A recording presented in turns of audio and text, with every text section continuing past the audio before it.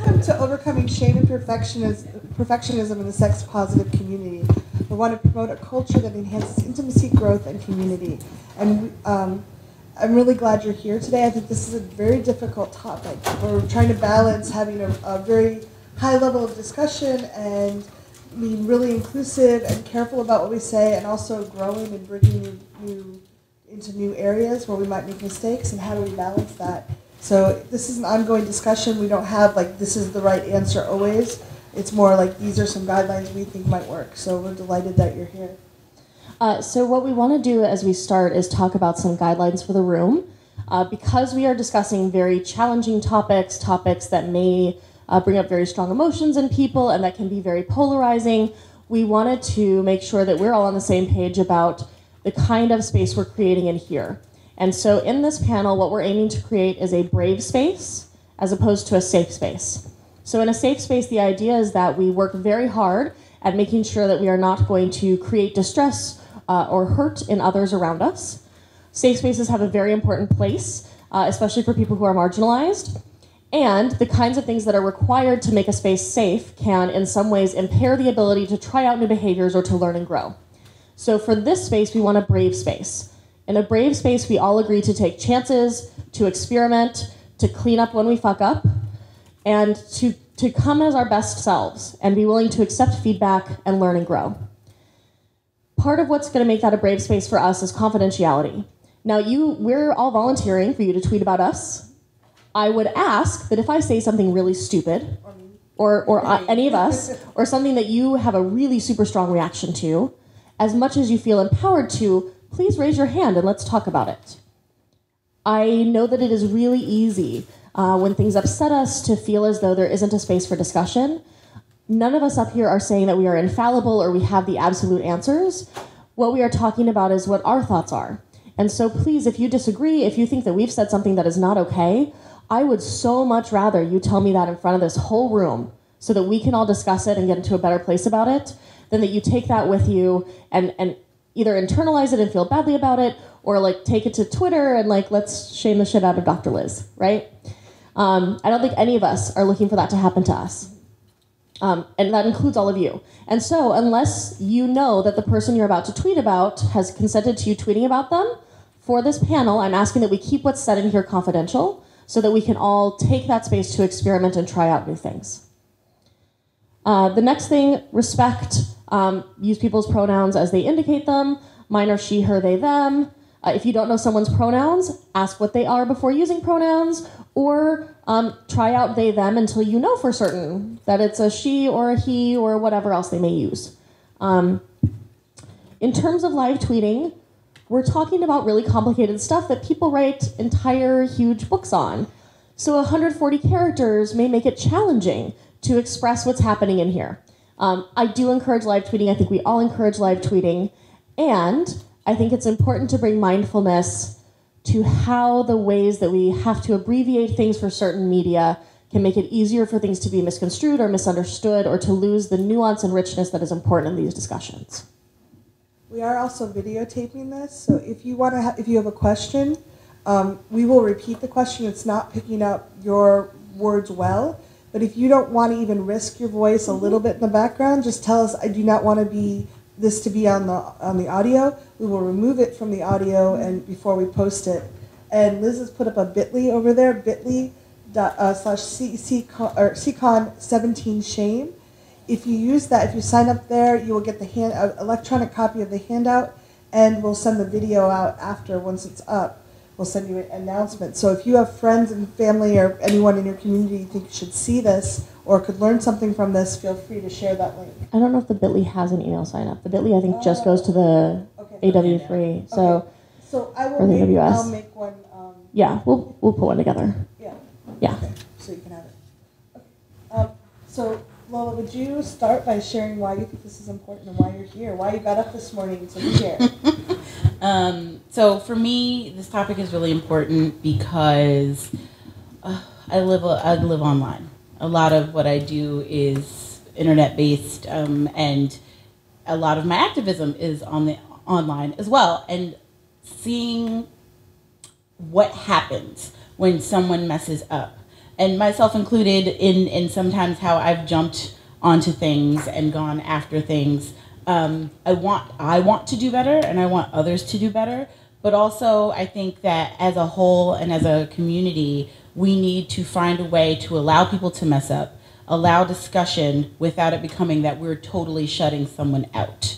Or saying you can't be in this space, or no one should work with you because you did this. I'd also like to see, for my own self, the people that I have decided I can't work with, I would like there to be avenues to where if those people would like to make amends, that it can be done in a way that we are able to view it so that we can make decisions. Because right now I have my own shit list. I have like people I won't work with because I don't like their ethics, people I won't work with because I know things, and that as a community, maybe those things are being ignored, but for myself, I refuse to ignore them until I see these things. And it's not something I can put on a larger stage without it becoming a kerfuffle. So I would like there to be a better way for when someone does fuck up or there is something brought to the attention, an avenue created, and we can only do that if we start having this conversation. So that's why I'm here today. Absolutely. So I think for me, similarly, what I see when we look at how we treat leaders in our communities and people in our communities, or people who are having discussions online about issues related to sex positivity or social justice, there is this way in which, unless you are perfect, you are terrible sometimes. And I think that there's this binaristic, you're either perfect or you're wrong, you're either right or you're terrible, we either do nothing or we ban you. And whenever we limit our options to those kind of strict binaries, we're going to find ourselves in really challenging positions. If I believe that my only options are, if someone messes up at one of my events, to ban them or to do nothing, then I'm probably going to default to nothing a lot of the time, because banning is a very big deal. If my options in a conflict with someone are either I murder them or I do nothing, I'm not going to choose murder, right? Even if they've done something really terrible. And so when we limit the tools that we have available to us and the options we have available to us, when we find ourselves acting from the depth and strength of our emotions rather than from taking the time to figure out, like, from a centered place, like, what is this need? What is the most appropriate course of action here? Am I helping or hurting? I think that we create a lot more problems. Thank you. Would one of you be willing to write this on the board? I'll make us an email sign up for the video right afterwards. Sure. It's TheIntimacyDojo.com and then the same ending. And I'll make an email sign up so we can, because we won't have the video ready right away. Yeah. Thank you both for sharing that. I really value this community and all the work you did. For 14 years, I struggled with, I'd been healing from sexual abuse, and I didn't know where to get help on how to be actually sexual. There were lots of avenues for therapy to get past PTSD, but I didn't know where to look. PhD research scientist, totally lost, no idea where there was information. And 14 years I didn't date because I was terrified of sex and because I thought it was too big. And within 2 weeks of finding the sexy community, I was out there dating and having a life that, so this community is so, so precious to me. It gave me my life back. And I know there are millions and millions of people just in the US and millions in Canada and wherever you're from. There's billions of people on this planet that don't understand their own sexuality. They don't understand how to connect with people. And the work we're doing is so, so vital. It's literally life-changing. It can save people's lives. And when we're fighting amongst ourselves, there's certainly times we have to say, I'm sorry, you do not belong in here. I have to say no, you have to leave. Mm-hmm. I've done that to a couple people in my community, like, I'm so sorry, you're just not getting this. But there's that whole nuance, like Liz said, in between, where we don't know how to handle it. And in our community, because we're trying to be very sensitive and victims have been ignored for so long, we want to be a strong advocate for them. There's no nuance in between. It's black or white. You're in the community and you're great, or you're a bad person and you're out. And that fighting and that conflict, it takes away from our mission. It takes away from what we're doing. And so while this is a really difficult conversation, I really honor that you're here. Because starting to talk about it, if we have that dialogue, like admitting, I don't always know what to do. I really struggle with, when is the line to tell someone, I know that you want this so badly. And I had to do this with a person at a cuddle party in Dallas. I know you're craving touch and you're craving connection, And we worked with you really hard for 6 months, and you can't understand, no, you cannot come back to my parties. And it's heartbreaking sometimes, and it's confusing, and humans, I'm pointing fingers back at me, we don't like to deal with confusing. We'd like it to be like, oh, you were 5 miles over the speed limit, so you get this ticket, or like you're going to jail for this long. And we don't have our guidelines, we don't have guidelines like that, partly because we're inventing where we are each day. We're expanding this comfort zone, and we're like, oh, that's not okay. This was okay last week, but now we know more, and so we need to push this further. So this dialogue is so critical to me. That's one reason I want to make sure that people that can't be here can maybe hear some of this and have the questions. So feel free to pass it on. That link will be valid after. I'll have to make it right after the talk. But Liz and Heather Elizabeth was part of this, and Lola, just having these deep discussions has been really powerful for me in the community. And so I feel really blessed that we're all here talking about it. And like on a personal note, I've been shamed out of a community. When my ex-husband and I separated, our marriage largely ended because I cheated on him. And everyone knows that because he posted a public Facebook note about it with all of his theories of everyone I slept with. And he told everyone that was our mutual friend, everyone who could read it, including my mother who found it, that everyone needed to choose sides. And if they said they weren't choosing sides, he would know which side they'd chosen. I lost most of my friends. I lost my entire community. I lost so much overnight. I started getting, the way I found out about it, because he blocked me from the note, made it public otherwise, is I had a few friends all of a sudden be like, oh my God, are you okay? I'm like, what's new? I'm getting divorced. Everything is terrible. Like, why are you asking? And they're like, oh, you haven't seen Damon's note. And one of them copied and pasted it for me. And like, granted, he was wrong about who he thought I'd slept with. I see why he had those theories, but they were inaccurate. But like, frankly, I'm still banned from the largest booze dancing event in this country because of that note. I am still unwelcome at many of the dances I used to frequent. There are people who I thought were my friends send me emails telling me I was garbage because of that. And like, yeah, cheating is terrible, and I should not have done that. And did I deserve to lose all of my friends and all of my community and my hobby and the things that I loved because I cheated on my husband?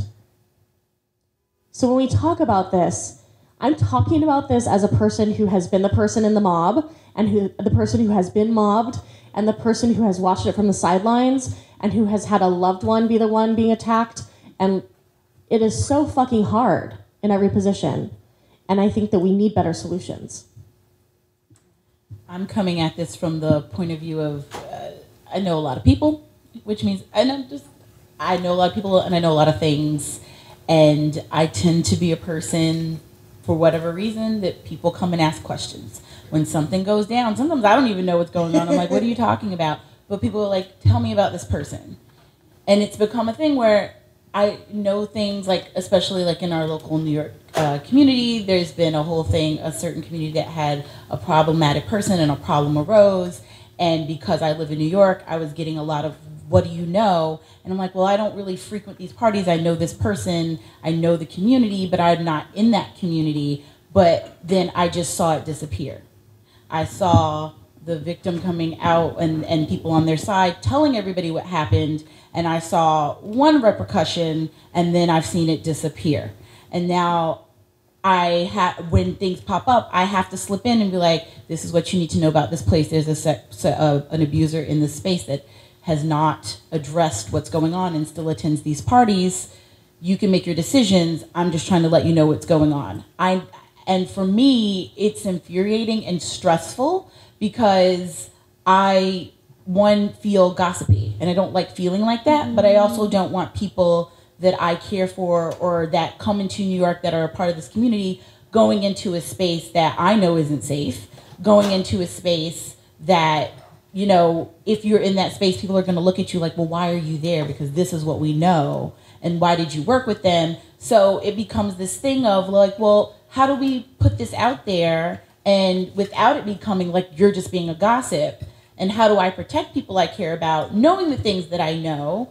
And that's what where I'm coming from here. I tend to be a conduit for fucking information, and it's a gift and a curse. And I would like to be able to move more out of the whispers in the back room, which happens a lot. I mean, a lot of people, it's a lot because there's no other place to do it.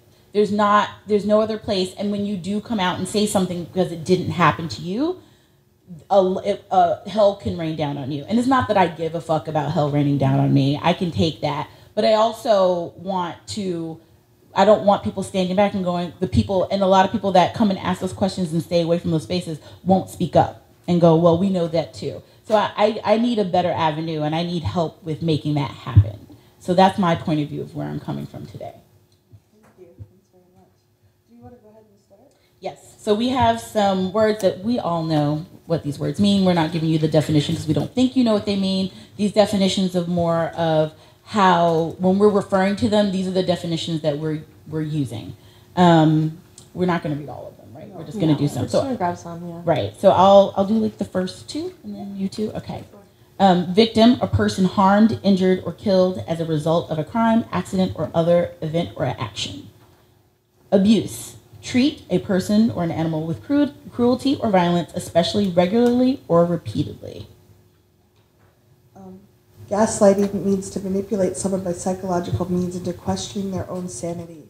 And one of the things we've discussed is that we feel like that term has been stretched in some ways. Like, if I can try to convince you that red shirt, that maroon shirt is purple, and I get other people to help you, I'm gaslighting you.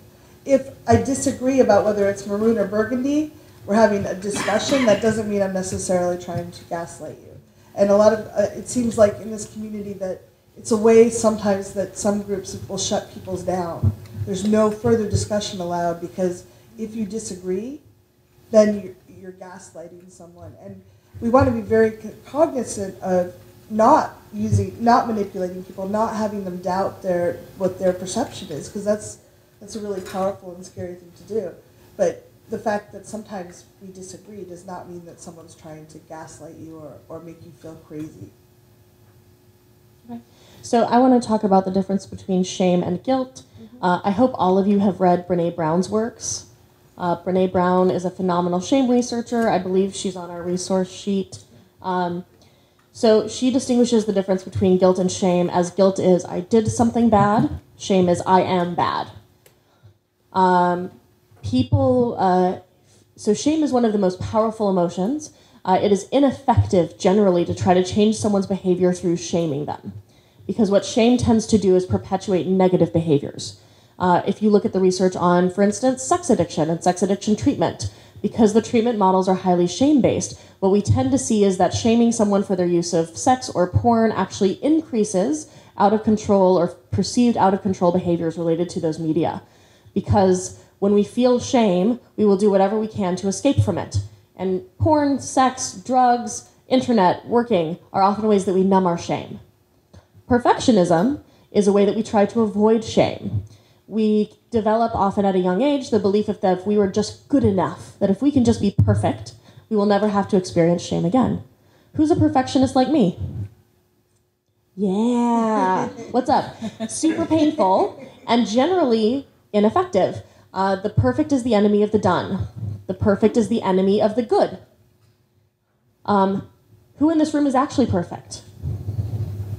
I want to be a smart ass. I mean, you're close. You're so close.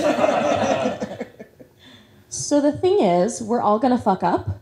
And if you come from a perfectionist or shame-based approach to your fuck-ups, what you are going to do is have much more trouble learning and changing, because any single mistake means that you are terrible and wrong and bad. It is hard to learn from I am bad. It is easy to learn from I did this badly. Thank you. And I think the last one I want to define is blaming, because this is something I struggle with too. If someone does something and I feel bad afterwards, I have to remind myself that it's not instantly their fault. There's often stories I tell myself about the experience. Oh, the person was looking at their phone while I was at dinner. I feel like my story is I'm not interesting. I have a lot of insecurity in social situations. Obviously, I'm not interesting enough. It's easy to blame them for the story I'm telling versus their actual actions. So blaming someone is putting the responsibility on someone else's plate. And there are times when people do things they need to be blamed for. They did something wrong. And there's times when it's my own head that's creating it or my own past experiences. And it's really easy to crunch those down so the experience right now is all that other person's fault versus, wow, this is reminding me of something when I was 5. It really sucks, but that person didn't do it to hurt me. So I think that's something I'm constantly struggling with. When is, where is the gray line between this is something they did that was actually bad, and this is something that I need to either find a therapist or just realize that story is really old. Yeah. Do you have another one that you want to? Sociopath, a person with a personality disorder manifesting itself in extreme antisocial attitudes and behavior and a lack of conscience. I feel like I'm coming across more and more of those people, and within certain communities, and so yeah.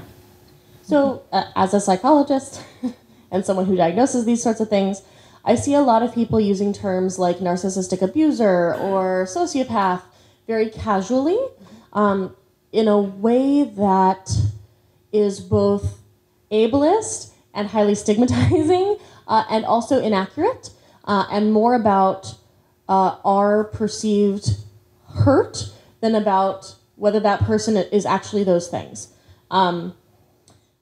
I think that it is very easy to read like a BuzzFeed listicle about how you know if you're dating a narcissistic abuser. It is much more challenging to know whether that is actually the truth. As a psychologist, when I was in training, what they told us is that it's impossible to diagnose anyone you're particularly close to because you can't actually see what's happening. You're too close in there. It's most fun to diagnose those closest to you. Yes, it's the most fun to diagnose yourself, second most fun to diagnose those closest to you. But everyone, do this with me. Take your hand with your palm towards you. Notice where the fingers end and the palm begins. Pretty easy, right? Now touch your palm to your nose. Where do the fingers end? Where does the palm begin? You're too close, right? When we are in the middle of something, it's this. We can't see it clearly. We can't see it objectively. That doesn't mean that we don't still have valuable feedback to give from it. That doesn't mean that we can't still talk about our perception of it. It means that what we are seeing is not necessarily objective truth. So the first thing we want to talk about is consent violations. Because they happen, put more than one person in a room, consent violations are going to happen. That doesn't always mean someone meant to do something wrong. I've had friends that we set boundaries, and a year later I'm like carefully walking around the boundary, and they're like, oh, that was just for that day. I'm like, I've been doing this for a year. People's boundaries often, healthy boundaries will move depending on where we're at, or what's going on, the situation we're in. And we can very innocently cross someone's boundary. When Reed actually talks about this, Reed Mahako, talks about if the boundaries are really close to you and someone steps over it, they hit you. So when we hold our boundaries, we don't say when we're having mild things that are bothering us. We wait until they hit us in the face. Then we're really mad. That may be that we're not setting boundaries early enough. But we're going to have times we step on people's toes. It's just a human thing. I think the gray area, how do we define when someone's ignoring our requests? How do we pay attention when someone's really being a violator versus innocently stepping across the, a dog notices the difference between someone who accidentally trips and kicks them versus like someone kicking it and saying it's a stupid dog. Mm-hmm. How do we distinguish that? And I think, what I see is that over a long enough timeline, we are all going to fuck up big when it comes to consent. I have. I've fucked up really big when it comes to consent. And there's this way in which when we sometimes talk about someone who violated consent, we treat everyone as though they are necessarily a rapist and an abuser and someone who's doing this on purpose and does it all the time. It is true that consent violations are grossly underreported. And so it is true that oftentimes one report is reflective of a larger pattern. That is not necessarily always true. And I think when we come from, we are all raised in a culture that is based in a carceral approach to justice. The carceral approach, if any of you have read Michel Foucault's Crime and Punishment, or what is it? History of, anyway, I'll remember. So they talk about the evolution of how we think about crime and how we then adjust the punishment. In more medieval societies, if you stole something, they cut off your hand. Your hand was the offender. As soon as the hand was cut off, you were fine. Problem had been removed, right? When you killed someone for the crime, they could still go to heaven because the crime had been removed. When we began to think of crime instead as a sin, something that came from the soul, that was a sign of character, we began incarceration and monitoring because you can't cure that in the same way. You can't cut out the piece of the soul that is blackened. So when we look at how we respond to, in our communities, these kinds of accusations and these kinds of problems, it comes from this idea that it is something about the person that is creating that problem, and therefore it is likely to be persistent and it is likely to be pervasive. Those terms, from the psychological perspective, persistent, it'll continue over time, pervasive, it will be across contexts. I think that there are some times and some contexts and some situations where we are going to be more prone to fuck up. If, for instance, I am highly intoxicated, I am less likely to be able to perceive people giving me subtle warnings of boundaries. If I'm very highly intoxicated, I may be unable to perceive any notice people give me boundaries. That doesn't make what I do while intoxicated okay. It means that when we talk about that kind of a consent violation, it's very different than I got someone else highly intoxicated so they couldn't say no. So when we think about these situations, moving beyond carceral mindsets to ones founded in restorative justice and transformative justice, models that came to us largely from communities of color and indigenous populations, the approach is one of, in restorative justice, we center the needs of the person who was harmed, and we find out how we get them back to a space of feeling as though they have gotten the amends that they need to move forward. Transformative justice, which I personally prefer, looks at, on the larger level, how did the community we are in create the circumstance where this happened? Because the factors that lead, like, people don't just randomly wander in and be like, this is a safe place where I can assault someone. There's something about that space that helps create the conditions that make that more possible or less possible. And we can never completely eliminate these factors, but if we're willing to take a look at how we have set up our communities, how we are communicating things, how we are setting up our expectations, that will give us a much greater chance of being able to prevent problems in the future and to continue to respect that everybody is still a person that is worthy and belonging and deserving of love. The final aspect of carceral approaches is that we treat people as disposable. That if you have done something bad, you are no longer valid or worthy. That's why you can't vote anymore. That's why we won't give you jobs. That's why we don't care if you go back to prison. Because you're a disposable person. You aren't worthy anymore. You don't belong. Restorative and transformative justice approaches believe that no one is disposable. That everyone has value. And when we come from that space of curiosity and compassion about the people who have hurt others, we have a much better chance of finding ways forward. I'm sitting here listening. I'm like, this is heavy for me too.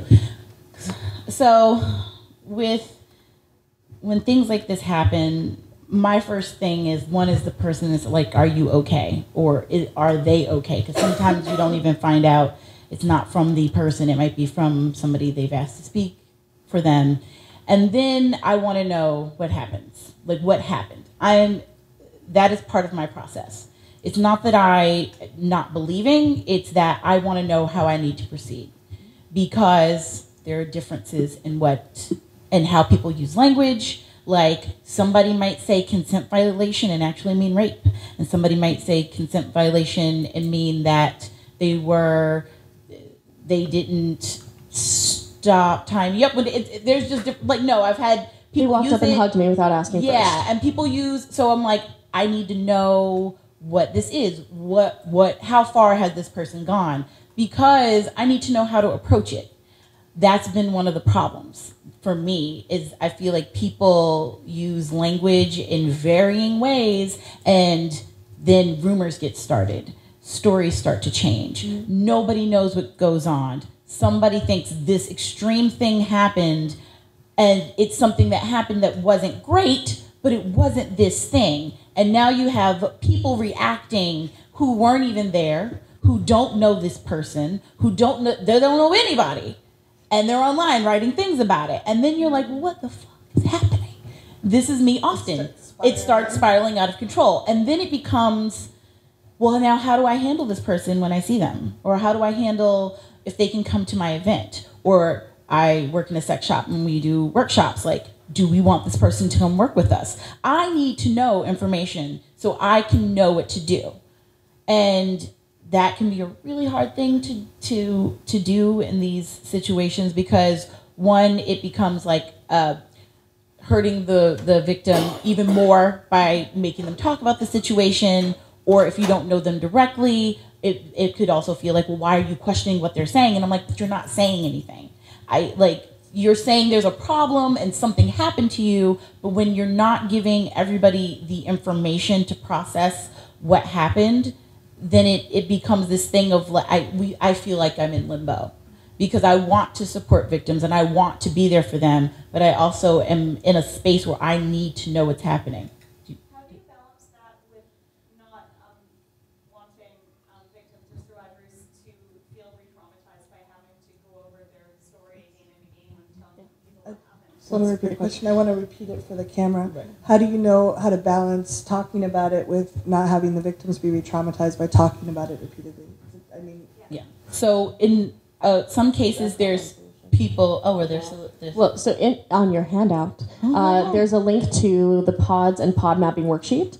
So this is a resource that was developed by some folks, I believe, in Oakland. I believe people of color in Oakland, who talked about that everyone should have support pods. And these are pods for when something happens to you, and pods for when you do something to someone else. So if you are harmed, who are the people you are going to turn to for support? Plan that out ahead of time. For different kinds of harm, is it different people? And make sure you know who they are. And then if you are, in this case, the victim or the person who was harmed, you can let folks know, like, I'm not talking about it. Here are the people who are going to talk about it. If you fuck up, the pod is the people who you trust to support you and call you out and do the things that you need in order to come back from fucking up. It's good to know these people ahead of time, because a lot of us will look at that worksheet and go, oh, I don't know who that would be. If you don't know who it is that you can rely on to call you out and support you and help you come back and make amends, it's going to be much harder to do it when you're in the middle of all of the emotions related to finding out you fucked up. So I would recommend everyone go home and fill out these worksheets and think about as many different scenarios as you can so that you can figure out who your pod would be. And then in the middle of this conflict, the person who was harmed can say, this is my pod. If you have questions about what happened, talk to them. The person who is accused of harm can say, I'm doing my work. These are the people I'm going to be telling about it. If you have questions about what I'm doing, talk to these folks. Because what I've seen is that when we try to get all that information from the two people directly involved, it all spins out of control much more quickly. Right. And I mean, and this is part of why we're doing this, is also looking at where you are in this whole thing. Are you a friend and responding in this happened to someone I personally know? Are you somebody who works with this person that may have created this problem and done the abuse, and now you need to decide how to move forward? Or are you just on the 100th degree, you've never met this person, you don't work with this person, you're just watching? And then if you are that person way in the back of the room, maybe it is not your place to reach out and try to figure this out. Because at that point, maybe you're just being nosy. Maybe, yeah. No, I mean, really, because it's at the end of the day, there are people that I know I will never work with, and it's like, okay, I've heard these things, I don't work with them, they're not in my circles, they're not even in my state, they're never at anything I attend. I'm tucking it in the back of my mind for if they come across my path, but I'm not going to be a part of the online onslaught, because why? I am just adding to the problems for the people who are in their inner circle, who are trying to sort these things out. Heather Elizabeth we did this talk with her at Guelph, and I really liked what she shared. She said, are you in this to help solve the problem, or to just kind of make yourself feel good or feel part of something?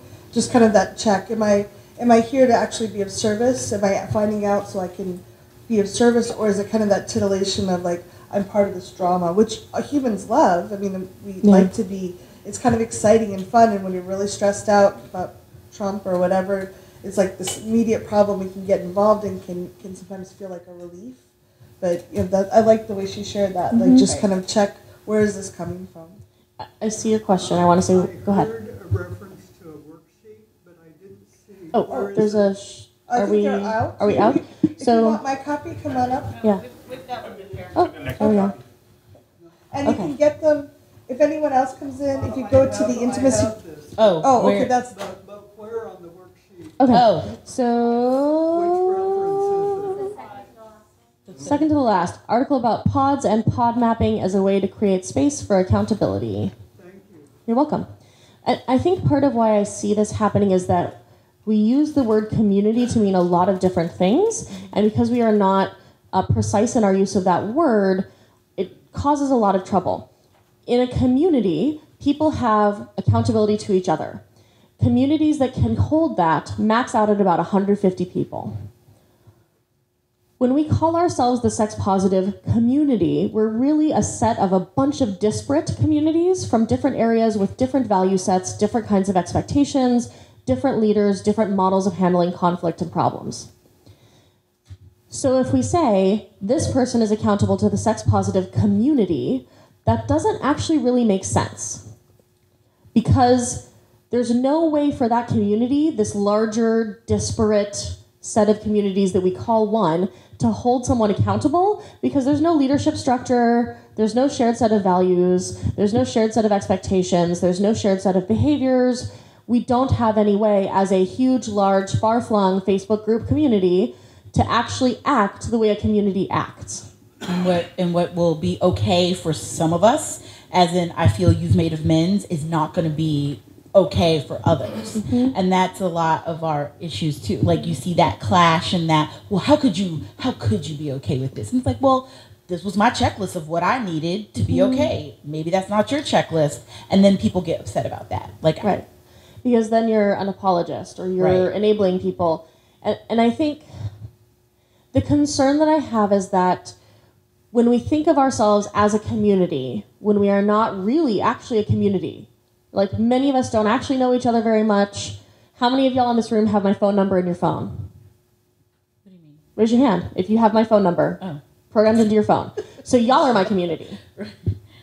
If you don't even know my phone number, you're probably not my community, right? So if I fucked up, am I accountable to people in here who I've never met before, who I don't know their name? Maybe, but like, what does that even look like? How can I be accountable to a person that I don't know? Right. And how can I make amends to them? As leaders, people that are role models in the community, there's a feeling like the community like has some say in what they do. I think that as people get higher up, there's also that thing where people like see there's more visibility and it's harder to be perfect. And then the accountability. I like how you talked about if you made a mistake, how would you like to find out about it? How do you want to go on Facebook tomorrow morning and see that, oh, this person like did this horrible thing and everyone's talking about it, or do you want someone to reach out and talk to you directly and say, hey, could you explain? I had an example of this. I was talking with someone and I had emailed and they were very upset about my email and I couldn't figure out what was wrong. And we finally had a chance to talk at this event. And I realized that I used the word comforting I meant it as a positive thing. They wanted to bring something that was comforting to them. They took it as I was trivializing what they wanted to bring. I meant it as a very positive thing. It was a word choice, and there was no way for us to really resolve it by email, but we could sit down and see each other's faces. It was like a 5-minute conversation, and we're like, oh, we're both really good. We're both on the same page. It's fine. Versus if it could have blown up quite big as me not being respectful, and I wouldn't want to find that on Facebook. Yeah. And I think one of the things that I see is that in some ways, the ways that our community currently responds to information that someone has fucked up would make it really hard for any of us to feel good about stepping forward and saying like, hey, I fucked up. Because, I mean, like even sitting up here, every time we come to do this panel, I have trouble sleeping the night before because I'm worried that this is the time that it's going to come back to bite me. This is the time that someone's going to be in the audience and decide that I'm a terrible person because of what I'm saying, and I'm going to lose my job, and I'm going to lose everything that makes me money, and I'm going to have to move to fucking Southeast Asia so where I can afford to live on my Army disability pay. Fuck Dr. Liz. That's what's going to happen. I mean, we joke, but like for real, I am petrified of that because someone who I care about deeply had that happen to them. And it happened to me. It has happened to me before. I have lost everything before. And if I fucked up, as much as I work really hard at living these values and would try to talk publicly about it and be open about it, every time I did, I would feel like, well, this is it. Taking my life in my hands right here. This is the end of everything I have. When it feels like any discussion of things that we've done wrong is a life or death discussion, it's going to be impossible for us as a community to grow and learn and change together because no one can talk about what they're fucking up on. How many of you have fucked up this year? How many of you have talked publicly with your communities about the ways you fucked up this year? I mean, parts of community. Parts. Yeah. Right. Yeah. Wouldn't it be great if we had communities where you could go to your community and you'd be like, hey folks, I fucked up. And they'd be like, wow, tell me about that. What did you do? Let me learn from that. Let me learn from this. Yeah. How can we support you in getting better here? Instead of, you what? You need to get better now. If you don't get better, you're not welcome here. We don't like people like that here.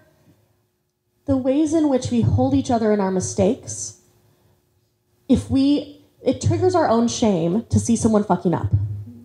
If we are trying so hard to be perfect all the time, if we are busting our asses to use the right words and to use people's right pronouns and to be aware of social justice and to respect victims and to honor people in what they say, and then we see someone who messed up, we're like, I am putting in all of this fucking energy and you fucked up? How fucking dare you? I'm exhausted all the time trying to do it right. And it can make us feel like we have been betrayed because someone else didn't do as much work as we feel like we're doing. Yeah, it's terrifying. Because even if you don't have my phone number, I consider you, like, the bigger community, it's a lifeblood for me. It's an inspiration. You inspire me. And I don't want the people that are fighting the fight with me to suddenly kick me aside. I don't want to lose my family, the heart family I have. So I'm really like, how can I admit that I made this mistake, that I upset this person, or how can I get help? And then we don't grow, we don't do as much work as we can to make a difference in the world because we're holding back. Right. And whenever I do this talk, there's this bit of me that worries that people think that we're not valuing victims and the support they need. And one of the things that I've come to and what I work really hard to do is to be two people on the left and the right hand. I will always hold victims and their struggles and what they're going through and try to protect them. But I also have to have this side of me that is open to holding space, to being witness to, or helping the person who fucked up do better, whatever that looked like. Or at least saying, this is where you need to be until you can do better. But I think people choose sides. It's exactly what Liz said. We pick a side. We pick a side and we decide that this is the side we're on and that it's the right side and that anybody not on this side is wrong, instead of realizing that we need to be on both sides. Because on the one side, we need to provide protection, and on the other side, we need to do the due diligence to make sure the problems are being taken care of. This is how we fix the broken fucking stair. You don't fix it by only going on the right side of the staircase. You fix it by saying, here's the fucking hammer, but also here's the caution tape. And I'm gonna put that up to protect who needs it, but I'm here to fucking get the job done. That's what we all need to be doing. And that's the action item for me, for people, is if we can start learning how to hold that space while still do the work, because I have bandwidth and not everybody has bandwidth. And I always say that. I have the bandwidth a lot of times to go into the trenches and say, like, here, what needs to be done, or what are you going to do? I don't know if you've seen my Facebook videos, but when I put a video up and it's about a specific person, I'm not putting that video up first. I've probably spoken to them first in depth before we've gotten to the video. Is like, oh, you're being disrespectful and this is where you are. So now I'm letting everybody know what has taken place and where I am and whatever's happening. That's how I operate. I don't operate in like, don't ever talk to this person again. It's like, no, let me talk. Let me give them my time and my energy. Okay, well, I gave them my time and my energy, so here's what it is. I want more of that. I want more people, instead of 1,000 comments on someone's post, supporting the one side, and people adding and sending in things. Facebook messages to everyone who's still friends with that person on Facebook and asking why they haven't unfriended them yet, and Right. asking, like, tagging everyone who shared a post and asking why they haven't spoken out yet. Or deciding to take up a cause that they have nothing to do with, which happens a lot. I want more of how can we do better to make things better, because that's part of the problem is people getting caught up in the melee and not doing the work to kind of say, like, wait, what do we need to do? And also, should I be a part of what needs to be done? Yeah, I really loved what you said about holding both hands. I was abused by my father when I was young. I definitely needed to be protected from him, but there was also no help for him. If he had talked to a policeman, a clergyman, or a therapist, he would have been put in jail immediately. And the jail was not going to fix him. He needed education, he needed help, he needed healing. And I think a lot of times we think that supporting the victim means that we have to throw away the person that perpetrated. And I don't think that's true. I think that we can protect the victim and also have compassion on the other side. My dad was an amazing person in so many ways. He was so confused and lost, and it's another reason I value this community, because we're putting information out that can help people get unbroken. And we don't have to throw away the person. It doesn't mean we have to say, we can say, you don't belong in my bed. We can say, you don't belong in this group. But that doesn't mean that they have to be evil and thrown away in the trash and be put down as bad people. Right. And so I really love that. Thank you. And I think, too, that there is a way in which the way that our community currently responds that incentivizes folks to come forward with allegations first. That when there are complex situations where people are being toxic to each other, the first person who talks about it is the one who's the victim. And then no matter what the other person says, there's not any space for them to be heard. In a lot of situations, toxic stuff is going both directions. In a lot of situations, people are pulling out the worst in each other. And when I see folks who, like, as soon as one person is accused, nothing they say is good enough unless it is exactly what people have told them to say, that is really a problem. Because, again, my ex-husband, public Facebook note, theories of people I fucked, right? There was nothing I could say at that point. Because if I said, this isn't true, people wouldn't believe me. If I said, this is true, I'm so sorry, it wouldn't be enough of an apology.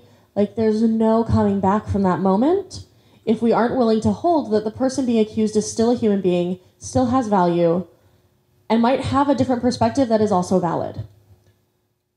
It is really hard for us to know on the outside how much of what someone is telling us about their experience of something is this versus, like, objective truths. And we may never know objective truths. Things are going to be complicated, and we have to hold space for that. You and then you. I'm just going to ask you basically to expand on that. I keep thinking a lot about the intersection between emotional intelligence and critical thinking. Yeah. Again, you're really speaking to subjective versus objective reality. Sure. So, how do we teach that, make people aware of the difference, whatever?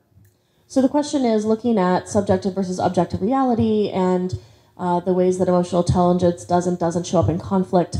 Like, how do we help people take those different perspectives? What I have personally been doing that is not necessarily the answer is when I see stuff starting to spiral, usually on Facebook, I'll jump in and I'll say, like, hey, here's what I'm hearing. Folks are upset about this and this and this. I'm hearing this is what's been reported. I'm wondering, like, what is it we would like to happen here? Like, what's our goal? What are we hoping for? There was recently an issue with a website that some folks have their blogs syndicated to, where people found an article that had been revised in 2016 and originally published in 2014, and people in September of 2017 were saying, this website is terrible, why is this article on there? And, like, I get it, the article is fucking awful. It's just terrible. But it's 3 years old. Why are we making an issue of it now? Why is it now everyone needs to pull their shit from this website? And why are we having this huge blow-up thread about how terrible these people are for daring to publish this article? So my question was, like, given that this is a website that doesn't do editorial review of most of their posts, like, what is it we want here? Is it that we want this article taken down? This author has other problematic works. Do we want all of their stuff taken down? What does that mean? Do we want a forum for us to publish response articles that are linked to in the initial one? Like, what is it that we're looking for here? What's realistic? What can we ask for? Who are the people we need to talk to about it? Restorative justice rather than carceral. Right, and so I think just like coming in to make that comment and talk about like, hey, we've got a lot of emotions, totally makes sense, this is a really upsetting article, but like, what do we want? Let's take a step back. Helping people move out of that fight or flight system is one approach.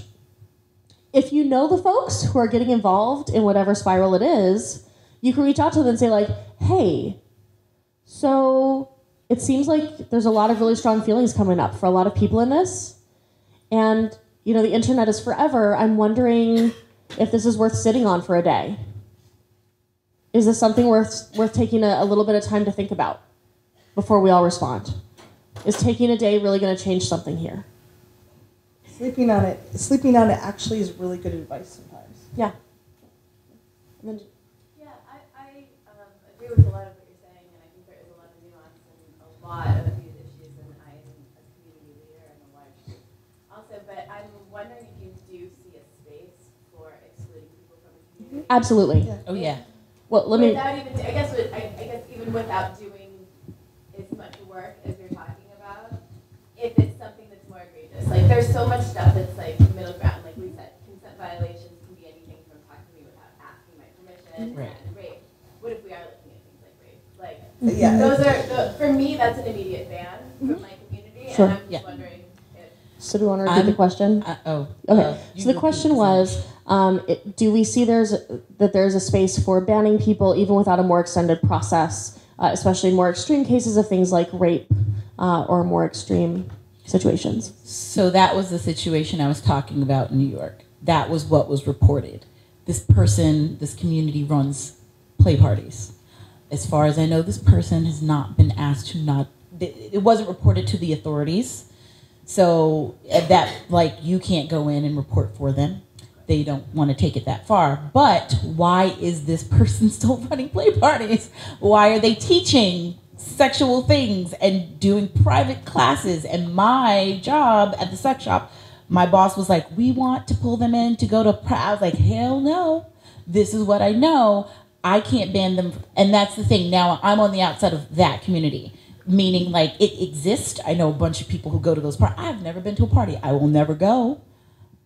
Because I know, like, there's not much I can do as far as that community, because they've decided to just go like this. So you know what I can do? I can talk shit about that community. I mean, and that's where I am, is that I'm going to say they allow a sexual abuser to go to play parties. Please don't go to these play parties, because I don't know. Do you know this person? Like, I have to make wanted posters. Do you know? You know, I mean, because that's what it feels like you have to do, because they admitted to the consent violation. FYI, they've said yes, this happened. It was XYZ, which is okay. So you did it, but nothing's being done. So I'm all for kicking somebody out at that point and not saying like, if you don't want to go to jail, but you need to go get help, and you should not be allowed to be doing these things. And at that point, yeah, that's not something where I'm like, hey, don't try to ruin their life. And I'm like, I'm not trying to ruin their life, but I also don't want you ruining anybody else's. Right. I think it's a lot about bandwidth too. And for me, I evaluate partly if someone's been in the community for a long time, has a good record in general, did something bad, I'm going to work longer and harder with them. Then I've had someone come to a play party I threw and argue with me and the other co-facilitator about how important it was to trick women into sleeping with them, and that they would never in their right mind sleep with a man. And it was like, we just ran this, the whole welcome in circle is about consent. I'm sorry, like we talked for an hour, like, okay, now you need to leave and do not come to another play party. So you get to decide for yourself. This is not like, like we're not at all telling people they have to do a lot of work. We're inviting thought and discussion so that there's like some guidelines in your own head that work for you for this. I want banning to be one item on the buffet of options. I love that. I love the... I want there to be so many fucking options that we can choose from, so that when we're choosing banning, we're actually choosing it, not defaulting to it as our only other option, then do nothing. in terms of like who we choose to ban, my personal concern is that we as a community talk a lot about wanting to move beyond carceral systems and like fuck the police and whatever. And then when it comes to our own, how we handle shit in our own houses, it's right back to carceral approaches. It's right back to, I don't want to put in all the energy it would take to do this differently, so I'm just going to ban them. So I would question, when you're evaluating your bandwidth, like why is it that you don't have bandwidth for putting in more of a process? And maybe it is this person did something that is just so heinous that it is not something you want to work with. But I've seen stuff that is pretty gray area and pretty liminal that the community was like, it would take a lot of energy for us to deal with this differently, so we're just going to uninvite this person. And I think that when we espouse values of inclusivity, when we espouse values of moving beyond these kinds of problematic systems that our culture has created, and then we don't actually live that because it would be hard for us, that's disappointing to me. I think there's balance with that too, because we worked with someone for a long time, for 6 months in a cuddle party facility. He was taking more energy than everyone else in the group, and he was pulling from the community so much that we decided that was enough. Sure, but that's like 6 months, right? Like, we're recently at a conference we were all going to, someone was asked not to attend because some folks were like, we're going to boycott this conference if this person is there. And rather than organizing a restorative justice session for folks to talk about this or to talk about their concerns or to figure out what do amends look like, how do we move forward with this person, it was, they're gone, no problem. And that's an organization that in particular talks about moving beyond carceral models, about reforming justice systems, about reforming the way that we do things. When we don't live up to the values that we are espousing, that is a problem. If you as a community say like, look, we don't have a lot of time as organizers, so if you fuck up, you're out. That is a very different thing than if you're saying in your community, we're aware, we're social justice oriented, we believe in restorative justice models, but like, oh wait, fuck, that actually takes a lot of time and energy, so never mind, easy option. And I think we need to be aware of like, what are we choosing and why? And that's not to say you have to find somehow the resources to do huge, enormous processes with everybody. It's, are you making this decision out of expediency or because it's what's actually best for the community, the person who was harmed, and the person who is accused? And like when we're making these decisions, those are the three entities we need to think about. We need to think about how do we help this person who feels they were harmed? How do we take care of our community at large? And how do we address the needs of this person who fucked up? Because if someone comes to one of Cathy's parties and fucks up and Cathy kicks that person out, they're going to find another play party that isn't as on top of things. And that doesn't mean it's Cathy's job to fix them, but I think that we have to be aware that just kicking people out or trying to do things that are easier for us doesn't really change anything. And I also, I feel like a lot of this we also need to be doing for ourselves independently. Like when I go home to New York, I'm home. I work a lot. I don't go to a lot of things, and I don't go to a lot of things because there's a lot of problematic stuff that I just don't want to be in the middle of and I don't want to be involved in. So I just rather see my friends and not be a part of these communities and have shit pop up and have to be the part of it. But what I've created for myself is my own private shit list. I have one. And I think everybody needs one because here's the thing. There's always going to be somebody that you feel like, for whatever reason, like I can't work with them. I felt like they've done this. And you will see that nobody else is on that train. That doesn't mean you have to give in and work with them. That means the things you have control over, you can decide. You will make sure they are not a part of those things. That is what I've taken upon myself to do. I've also I've also decided my own checklist of what I feel like is amends for some certain situations. I have people that come to me and ask like, how do you feel about this person? I'm like, I can't answer that for you because all I can do is tell you what I know about the situation, tell you why I feel the way I feel about the situation and the decision I've made based on what I know and how I'm going to move forward. But I can't make that decision for you, and I don't want to make the decision for you. We kind of need to stop being sheep. We need to stop following the crowd and deciding because everybody is doing this, we're going to do it too, without making our own decisions. Because sometimes if you stop and thought about it, you go, well, wait, I feel like they've done this, this, and this. I'm okay with them. Yeah. Mm-hmm. Yeah. I think. Oh, yeah. And then Kel had a question I want to finish that thought. Yeah. I think it's also like we have to find out what the victim actually wants, because a lot of times we just decide like where everybody jumps in and starts trying to fix it. but also what the victim wants and the relative offense and how that fits in the community values. Like how much, where do we as a community feel like that's a fair exchange? Because if I accidentally step on someone's toe and maybe they've just had trauma around, you know, someone's happiness, they might find that the offense is up here, whereas the community as a value might say, well, you know, that's a little excessive for doing that. And other times the victim might be like, that wasn't a big deal, I don't care. So different people, different situations, but it's really important to find out what the actual victim wants, and then how heinous was the crime, and what is the community, you know, what are the values and philosophy of the community? Or what are we re-traumatizing the victim by constantly shoving this in their face when they maybe haven't even asked for this, but you've decided to be the savior, right? Or you're going to fix it, and so I'm going to keep talking about it. Or on the flip side, the victim wants things that just aren't reasonable. Because sometimes that happens. Sometimes the person is so hurt, and what they want doesn't line up with what the rest of the community feels is appropriate in terms of needing amends. And so what do you do if this person is saying, well, this person hurt me and I won't come to your stuff if you ever let them back? And you're saying, well, I think they did the work. And like from what I'm seeing, they've stuck with it, they've worked really hard, and I think it's okay to bring them back. You're going to piss someone off. Yeah, it's a tough situation. Yeah. I'm wondering about, like, so talking about the buffet of options, and the first sort of option being to deal with things privately, right? So I got called out this year for something I said, like sort of like Cathy's situation, not a huge thing, but a misunderstanding between people. It was a private, totally in private, like it was just 2 of us talking. I was, for a second, like, what the fuck? And then I was like, reel it in. No, you're totally right. I shouldn't have said that. You know, and I didn't try to make excuses. I owned it. I said I'm going to think about that in the future, and like did everything I think I could to like apologize for that in a way that wasn't, you know, trying to make an excuse for it. And then nothing changed after that. And I was kind of like, what was the point of you?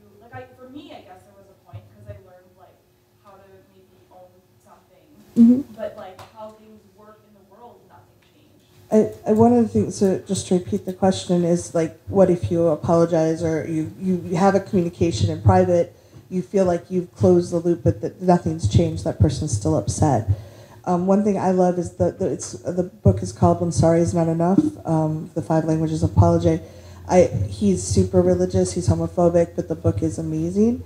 And maybe that person didn't hear an apology that they received. So different people receive apologies in other ways. And it might be useful to say, what would it take? Could you tell me what would make it feel like this is a closed loop for you? And having that discussion, if that person's important enough to you to do that. And again, you get to choose on that. Right.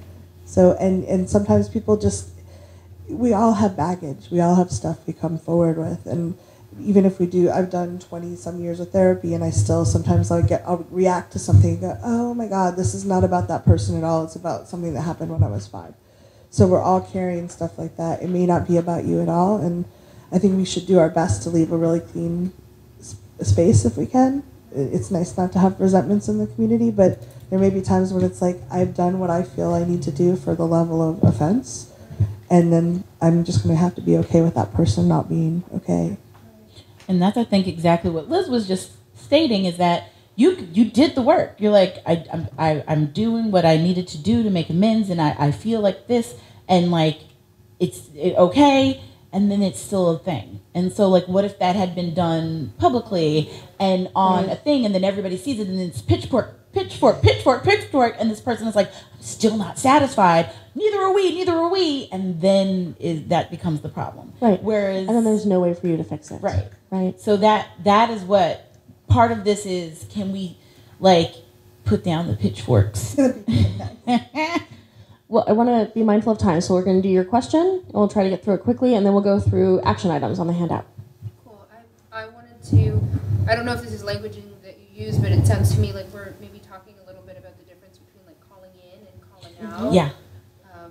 In that, I'm wondering, you know, how you have people really check in with themselves. I know you spoke to it a little bit, but how you have folks check in with themselves when they're approaching a situation, either when it's their situation or they're sort of advocating on someone who would like them to speak on their behalf, of how you can recognize the difference between when I'm calling someone in and when I'm calling someone out. Yeah. So the question is about calling in versus calling out. Ida Mandalay has really great work that they have done on calling in versus calling out, and when it's more appropriate to call in and when it's more appropriate to call out. Looking at their work is fantastic. On Twitter, they are at Neuron Bomb. I think on their website also that they may have a link or it's to the actual like document where they talk about that, and it's just super helpful because it outlines it in such a way that way better than we could ever talk about it here. But I think it's helpful for all of us to kind of learn these things so that when we find ourselves in these situations, we have those skills, because that's how we're going to fix this. It's not going to be fixed by, we can't give you the exact answer, but it's going to be by arming ourselves with specific tools and how we react going forward. Because if we can take care of ourselves first and how we're going to respond, and I think that'll go a long way to helping situations at least come to some kind of closure for all of us. In the Army, we talk about like handle things at the lowest level. So like if your private fucks up, it's not supposed to be the brigade commander who's dealing with that private's fuck up unless it's a really big fuck up. It should be their squad leader. It should be, someone who's closer to that level. So if your friend fucks up, you talk to that friend. You don't get everyone you fucking know to talk to that friend, right? Unless you try talking to that friend has some issues, you try talking again to that friend, like we've seen Lola do a couple times this year. So handle at the lowest level. Yeah. So action items. Breeze on through these.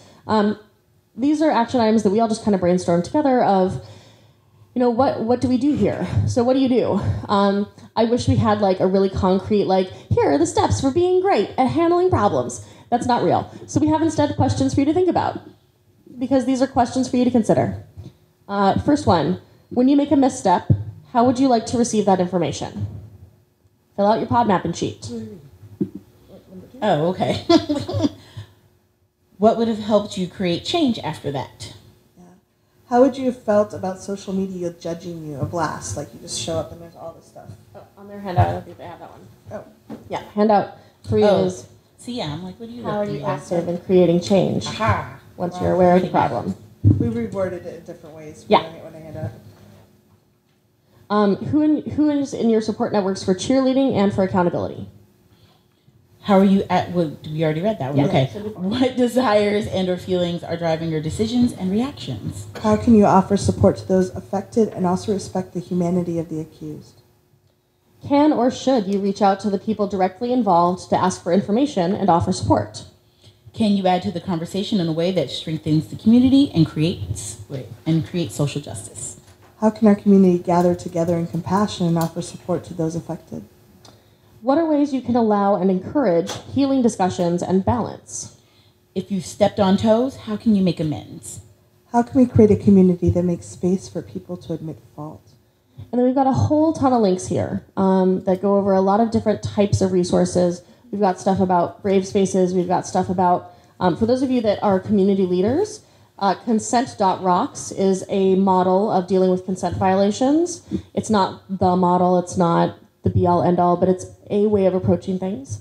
And then there's great things about apologies, pod mapping, lots of I stuff. know there's a lot of other resources. We need to, Ida's not on there. We need to add Not Ida, yeah. Yeah. Yeah. So, and we'd love to hear from you too. If you have, you're welcome to email any of us or tweet at us. And if you have suggestions, upgrades, thoughts, we'd love to. This is a really important topic for the community as a whole. And thank you all for showing up for it.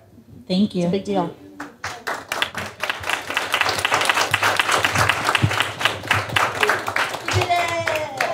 Last one. Yes.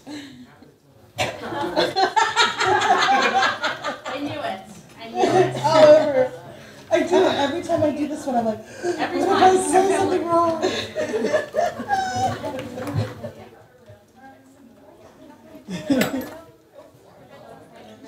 Oh, thank you very much. Thank you. Thank you. Thank you.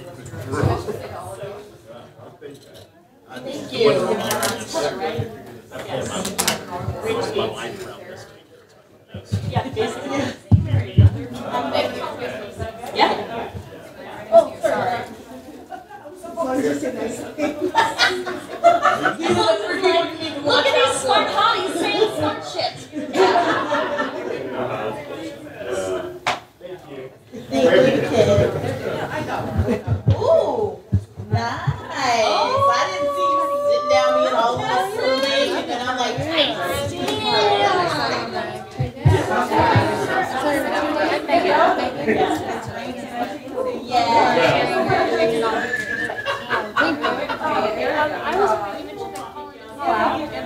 partner on bombs and stuff, but who is it?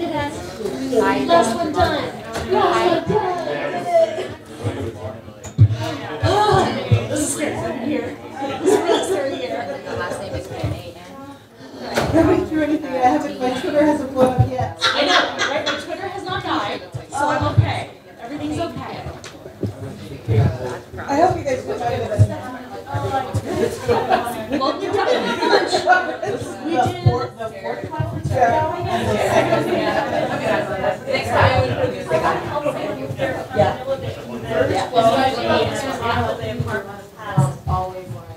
we have to say another community where we have this stuff. I'm sorry. No, I'm good. So you do therapy and education.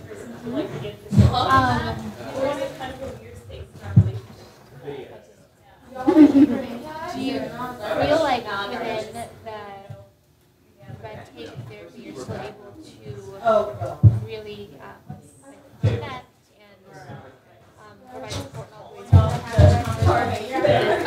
The way I provide support as a therapist is like a very particular realm. And so I think really for myself, I appreciate being a multiple hat wearer and that I can get to the time. Yeah, just really. It's definitely the way I show up at my class. It's different than I show up at Now it's like. I think that I still am primarily in stone in the world. I think as a confidence. So that's also a lot of ways I choose myself as a therapist. So I make space for people to exist in the way that they are, but I think that there always comes a place where people are like, And I get it.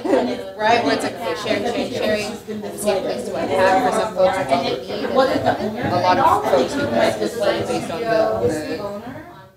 experiences that I work with are coming in feeling stuck. So tons of things around affairs, tons of things around sort of personal blocks with like developing in their lives, tons of things around how do I have pleasurable sexual experiences, how do I feel when bad things have happened to me. So those are places where I'm actively kind of resourcing first from the inside and then helping people figure out, this is what's happening to my brain, right? When people come in and I feel like I'm fucking You guys want to see about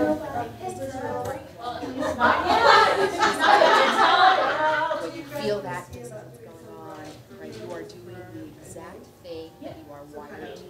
Right? Like, this is your body keeping itself alive. It feels bad, and we would be okay. Right? If you feel things, right, we are in a good place. So kind of thoughts like that, starting with what's actually happening, and then like how do I help people understand? Just come sliding in.